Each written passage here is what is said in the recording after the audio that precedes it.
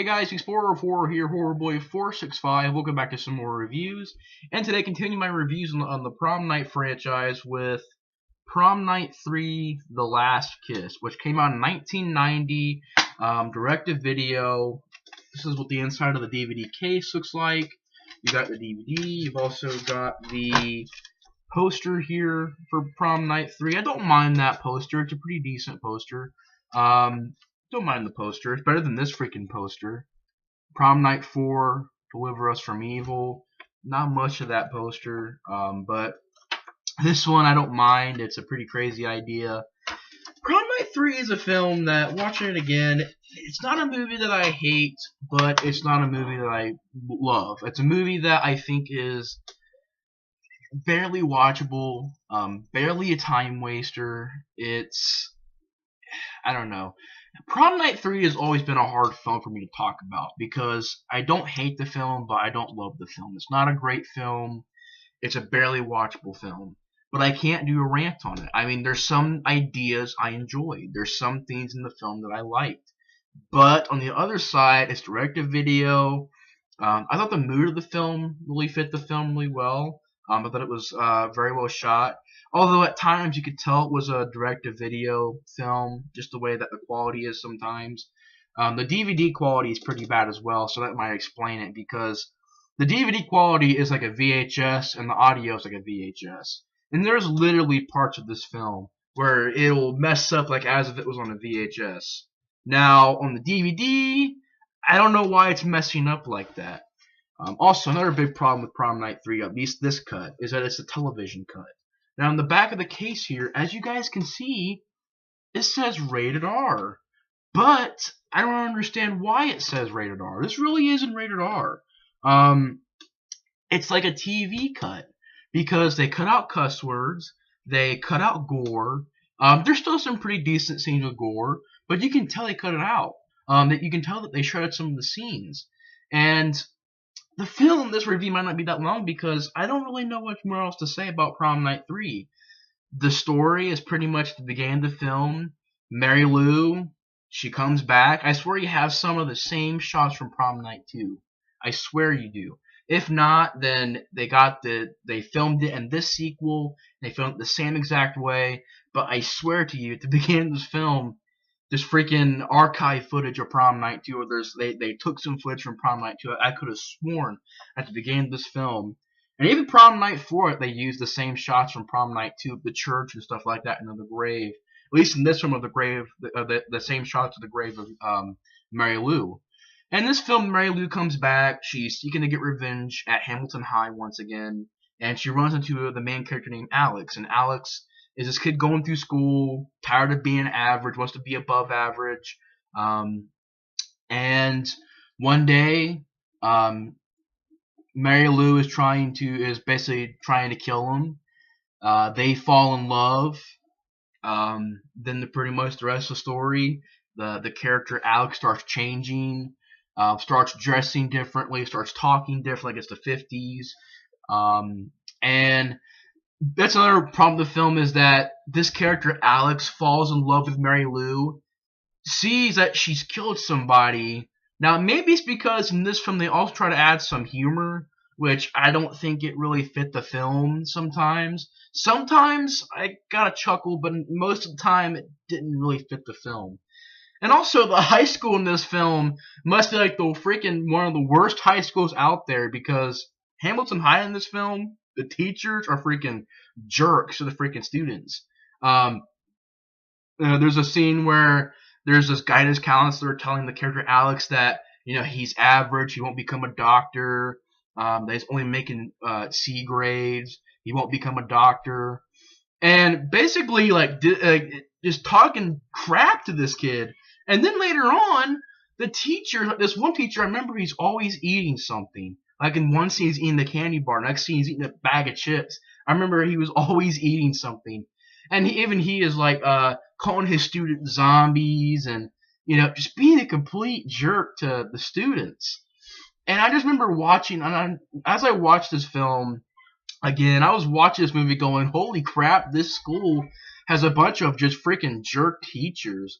Like they're freaking like mean to these kids. And there's even a freaking crazy scene where the principal of the school, he goes to cut open, like he goes to pretty much, because they've reopened the gymnasium, they have it all fixed. He goes to cut the ribbon, or he goes to cut the string, and he cuts his thumb off, and it's a freaking crazy scene. And the teacher, he's talking like he's in the 70s. He's saying like, "Oh yeah, it's a groovy gymnasium." That I had some fun with.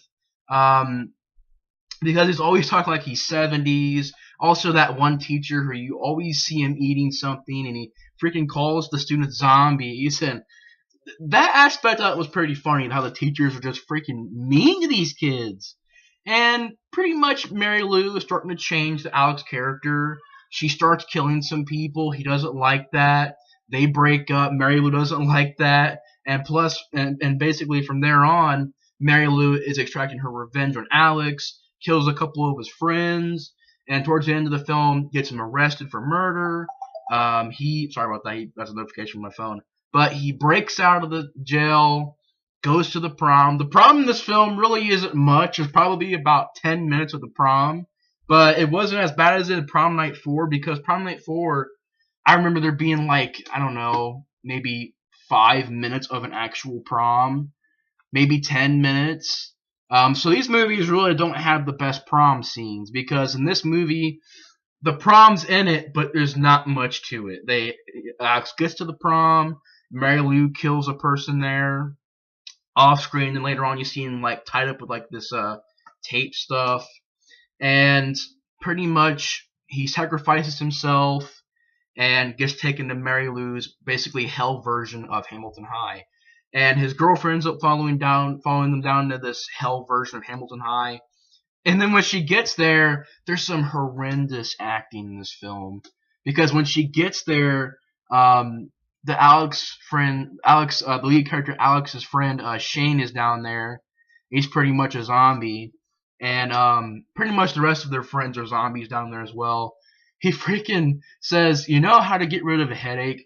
Because the girl has a gun and she shoots him, but it doesn't do anything. And he takes the gun and he blows his brains out, but the way that it's done, there's like no impact to it. Like literally, he shoots it, an awkward cut, barely, not even any gore at all. Just a little bit of blood behind him. So you can tell it's like a TV cut of Prom Night 3. But the lead girl, or the lead guy's girlfriend, she gets a freaking flamethrower, and she starts flamethrowing Alex's friends in a horrendous looking effect. And the ending, even though some of the effects are horrible, the set design wasn't that bad. The atmosphere wasn't that bad. Some of the ideas I didn't mind, like how all these people are zombies. All of Mary Lou's victims are zombies, and I didn't mind the idea, because there's a freaking crazy scene where the Alex's girlfriend, she walks into this hallway, and there's a jukebox, and the jukebox starts shooting out freaking saw blades, and she ends up flamethrowing the jukebox, blows up. She goes into the hell version of this prom room and interrupts the prom queen and prom king. She interrupts that. Takes a freaking, because the flamethrower runs out. She takes a freaking propane torch, lights it, puts it in between Mary Lou's boobs, and then Mary Lou just freaking explodes in flames. They try to get out of there. Mary Lou's still alive. They try to hit her. When they do hit her, because they get into a car, they try to hit and run over Mary Lou.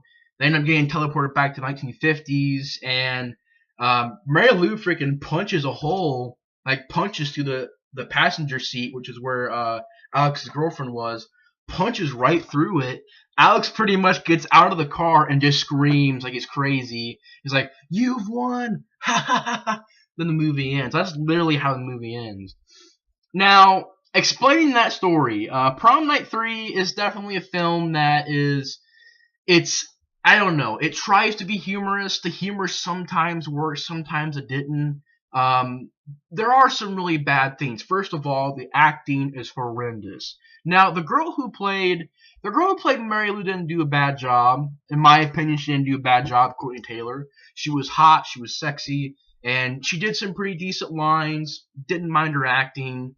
So Courtney Taylor didn't mind her as Mary Lou Maloney.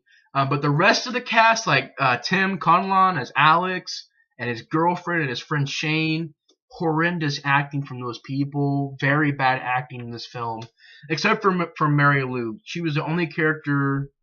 Courtney Taylor did a decent job playing Mary Lou, but the rest of the cast was just awful. Had some really bad acting. The makeup effects were pretty good. Pretty good death scenes. Although you can tell they were a little bit trimmed down, but there's still some gore in there. Some decent ideas. I'm not sure about the whole Mary Lou coming back and looking for a new victim, and Alex ends up being that next victim, and Alex freaking, I swear, he sees her kill people, but yet he doesn't even react right. He just goes, "Oh man, you killed that person again." He's not like, "Oh my God, you killed that person." No, he's just like, "Oh, you killed that person. Why did you do that?" Like it's a petty crime or, a slap on the wrist thing. I was like, what the freak? This dude is not acting realistically, because, realistically he'd be freaking out. But in this, he just freaking goes, "Oh, you killed someone again. I told you not to do that." And even the first time he sees her kill someone, he doesn't even react the right way. He's just like, "Oh, why'd you kill them? Why did you do that? Man, you killed someone again. You killed somebody." I'm like, come on, dude. And so the acting is pretty bad, except for Mary Lou. The score was pretty bad. I did not care for the score. But it does have a good mood. It does have a decent atmosphere, although at times, like I said, you can tell that it was a direct-to-video film. It has a direct-to-video quality sometimes. This DVD is very bad because it has VHS quality, and it's pretty much a television cut. I swear there will be moments in this film while I was watching it, there's like these awkward dub scenes where they'll be screaming, they'll be like they'll be saying, like they'll be screaming, and then all of a sudden there'll be like this calm, like dub, like they'll be screaming, and all of a sudden you hear crap, and then I'll go back to yelling. I'm like, what was that? And then like there's like this one scene, this guy's like, he's like, "Oh yeah, if that was a real football game, I would have kicked your butt, man." And I was just like, what? I don't know. Like it felt very awkward at times, and then the cutaways were very awkward.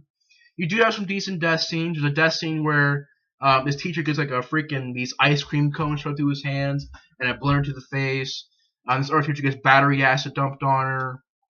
Really cool death scene. Pretty good effect as well, where Mary Lou throws a football. The football turns into a giant drill, and it hits a football player, and it drills him into a pole.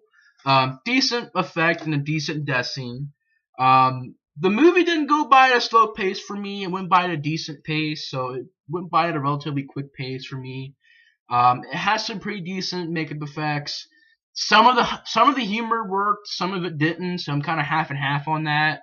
The film gets a 4.5. I honestly can't argue with that. Now it has two directors. It has Ron Oliver, who's listed as the first director, and Ron Oliver he's made a lot of TV stuff, a lot of Goosebumps as well. So it says here he did Goosebumps. Did not know that, but like a lot of TV stuff, a lot of TV movies. So I don't know, maybe this and Goosebumps are probably some of his, best known stuff. But you also got a second director called Peter R. Simpson. Now this is the only film he's done, so I don't know the story behind that. I don't know why there's two directors listed. I'm not sure if one didn't finish the film and the other tried to finish it, or if they were both working on the same film. I'm not sure about that. But there are two listed directors here. One would go on to make a bunch of TV movies and TV episodes, and one didn't direct anything after this. But the film, it's not a great movie. It's definitely not a great movie. It's a movie that's watchable. I think it has some decent effects. I think it's way better than Prom Night 4. Prom Night 4 to me is very boring. Prom Night 4 has some really good special effects, and that was it, and then some decent death scenes. I didn't care for the cast. I didn't care for the idea. Just did not like Prom Night 4. But Prom Night 3, The Last Kiss, it's definitely not a great film. It's got some really bad stuff to it. The dialogue is really bad in this film. Some really bad acting. I'm not sure about the whole Mary Lou coming back and looking for a new victim, and that victim is the Alex character. I'm not sure about that storyline. I don't know. It's a film that's hard to talk about because I don't love it, but I don't hate it. But there's some good things to this film. The makeup effects, they're trimmed down, but there's still some gore there. Mary Lou did a decent job. The girl playing Mary Lou did a decent job. Decent atmosphere, but I was not a fan of the score. Most of the acting is pretty bad. Sort of half and half from the story. Just a film that it's watchable. It's watchable, but even then I can say it's probably barely watchable. So anyways, guys, that's my review on Prom Night 3. I know it wasn't really a long review, but I'm not really sure what else to say about Prom Night 3. It's a I don't know, it's watchable. It's barely watchable. It's got some really bad things to it, but it also has some decent things too. I think it's way better than Prom Night 4 because Prom Night 4 is boring. It has horrible characters, horrible acting. Did not like the idea. Did not care for the score. It had some decent effects and decent death scenes. That was it for Prom Night 4. But anyways, guys, thanks for watching my review of Prom Night 3, The Last Kiss, and I will see you guys on the next review. I'm going to try and review Prom Night 4 a little bit after this review, and then I'll talk about the remake tomorrow. So I'm going to try and get Prom Night 3 and 4 review tonight, and I'll get the remake review tomorrow. But anyways, guys, thanks for watching my review of Prom Night 3, The Last Kiss, and I will see you guys on the next review. Bye, guys.